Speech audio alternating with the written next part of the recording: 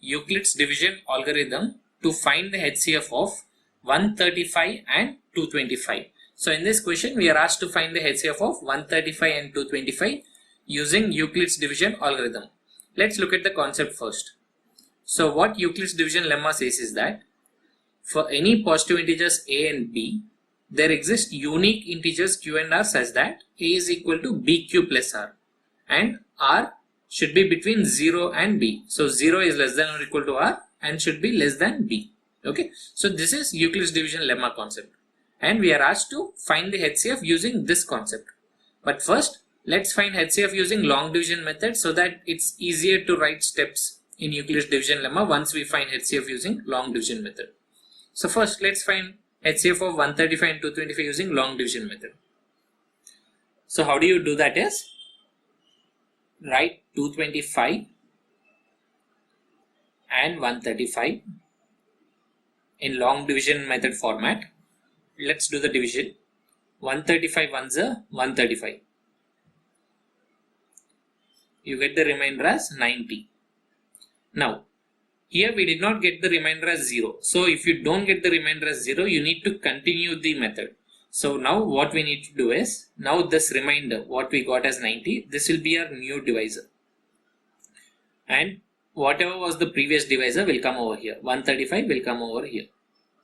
Now again we need to perform the division. Okay, let me just repeat. Once we have done the division, if we don't get the remainder as 0, so whatever is the remainder here we got as 90 will be our new divisor, and whatever was our previous divisor, that is 135, will come over here as our new dividend. Now we need to perform the division again. So 90 ones are 90. The remainder is 45.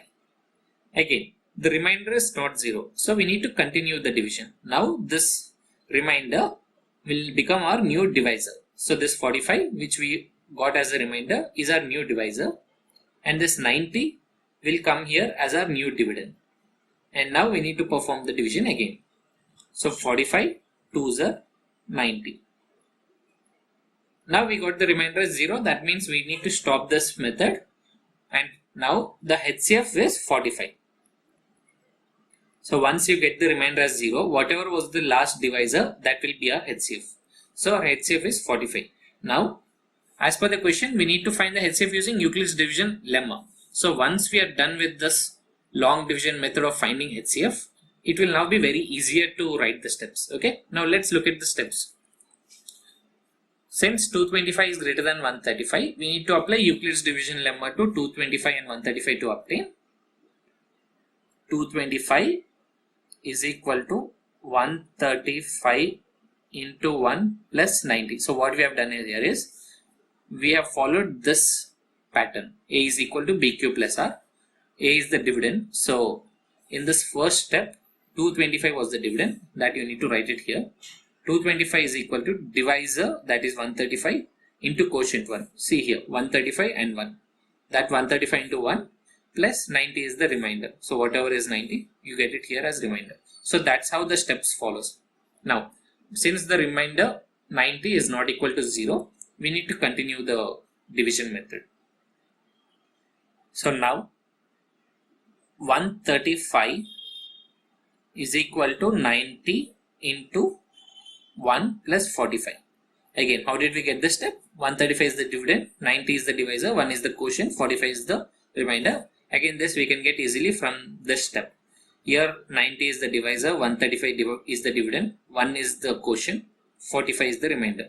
These 4 terms you need to write it in this form. Basically this 135 is equal to 90 into 1 plus 45. So 135 is equal to 90 into 1 plus 45. Again, as 45 is not equal to 0, you need to continue with the method.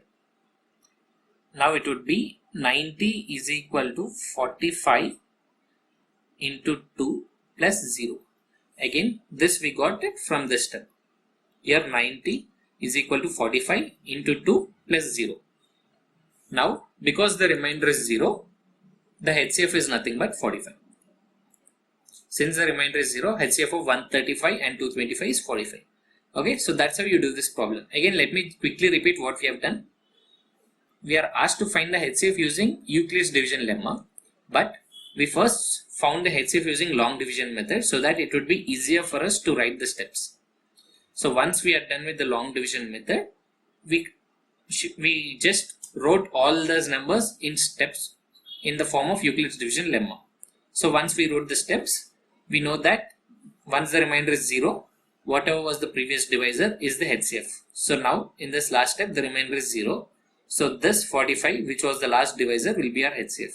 Again, it's not compulsory to do this in long division method, but it's always advisable to do because it's easier and you won't even do mistakes because it's like a double confirmation. Okay. So that's it. If you still have any doubts, please let me know. Thank you.